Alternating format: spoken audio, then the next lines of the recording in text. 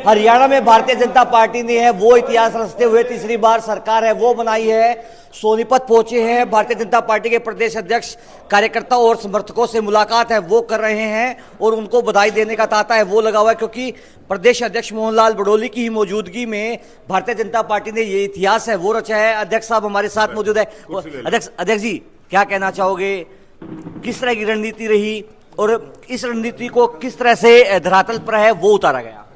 ये भारतीय जनता पार्टी के कार्यकर्ताओं ने कांग्रेस की जो चुनौती थी, कांग्रेस पार्टी का जो घमंड था, कांग्रेस पार्टी ने जिस प्रकार से झूठ की गुट्टी पिलाने का जो काम कर रहे थे, और भारतीय जनता पार्टी के कार्यकर्ताओं ने बड़ी सादगी के साथ, बड़ी नम्रता के साथ और सिर झुकाकर लोगों से वोट मांगने का काम किया। और लोगों ने भारतीय जनता पार्टी के कार्यकर्ता के मान सम्मान को रखा है, दिल खोलकर भारतीय जनता पार्टी को वोट करी है। और जो देश के लोकप्रिय प्रधानमंत्री नरेंद्र मोदी जी की जो नीतियां, देश के प्रधानमंत्री नरेंद्र मोदी जी का जो हरियाणा की जनता के साथ प्यार और प्रेम, उसका आशीर्वाद मोदी जी को मिला है। और तीसरी बार जिस प्रकार से देश के प्रधानमंत्री नरेंद्र मोदी जी प्रधानमंत्री बने, उसी प्रकार से हरियाणा में भी तीसरी बार भारतीय जनता पार्टी की सरकार बनी। और लोकप्रिय प्रधानमंत्री नरेंद्र मोदी जी ने 4 सभाएं हरियाणा में की और हर सभा में ये बात कही कि ये हरियाणा की जनता का स्वभाव है। 2014 से लगातार जिस प्रकार से केंद्र में तीसरी बार सरकार बनी है, उसी प्रकार का हरियाणा में भी सरकार बनाने का जो निवेदन किया था, हरियाणा की जनता ने उसका आशीर्वाद दिया है, दिल खोल के दिया है।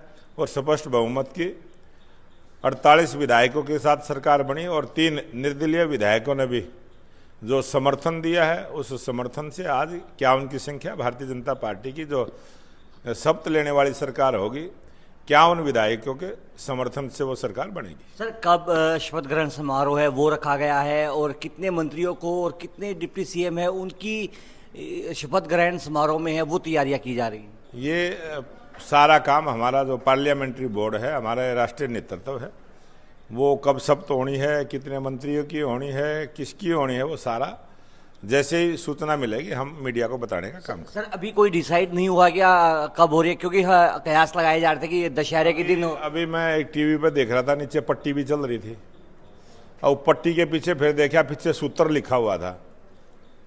अब आप मीडिया के लोग हो, आप कुछ भी लिख के, सूत्र लिख के चला सकते हो, बाकी ऑथेंटिक जैसे ही जानकारी आएगी। अच्छा, अभी डिसाइड नहीं हुआ? अभी तक हमारे को कोई जानकारी केंद्र की तरफ से नहीं मिली।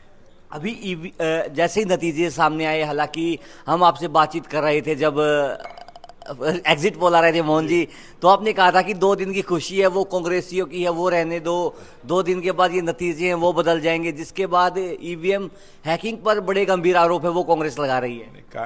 कांग्रेस ने लगाना भी चाहिए। अब कांग्रेस पार्टी ने पहले सर्वोच्च न्यायालय पे लगाते थे, फिर देश की एजेंसियों के ऊपर लगाते थे, फिर ईवीएम पर लगाते थे, अब की बार तो निर्वाचन आयोग पे ही आरोप लगा दिया।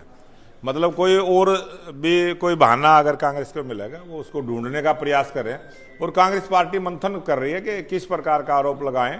और कांग्रेस के पास तो बहुत आईटी एक्सपर्ट और बहुत सारे ऐसे नए नए ज्ञान देने वाले लोग हैं, और राहुल बाबा भी बहुत ज्ञानी आदमी है उनके पास, वो कोई ना कोई ज्ञान देगा, फिर वो उस प्रकार का आरोप गढ़ने का काम करेंगे।